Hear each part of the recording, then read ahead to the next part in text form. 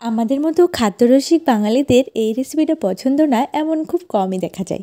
আজকে বানাচ্ছি হলো মুড়ি ঘন্ট। অনেকে মুড়ো ঘন্টও বলে, আমি কিন্তু মুড়ো ঘন্ট বলি।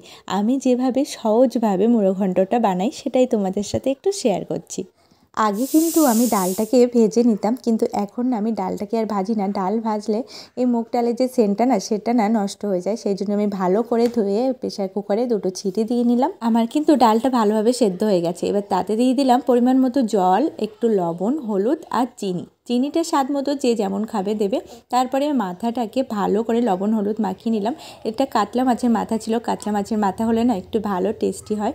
তো আমি 2টো মাথাই ভালো করে এবার ভেজে নিচ্ছি। মাছটা ভালো করে ভাজা হয়ে গেলে কড়াইতে দিয়ে দিলাম পরিমাণ মতো সর্ষের তেল। তাতে দিয়ে দিলাম 5 ফোড়ন, কটা শুকনো লঙ্কা আর দিয়ে দিলাম পেঁয়াজ রসুন আদা একটা পেস্ট বানিয়ে রেখেছিলাম সেটা।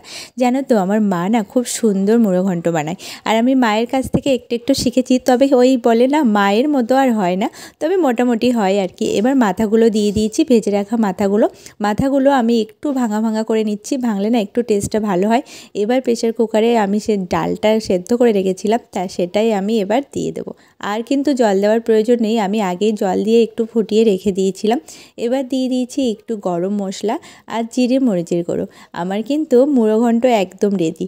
তোমাদের কেমন লাগলো এই রেসিপিটা অবশ্যই কিন্তু কমেন্ট করে জানিও।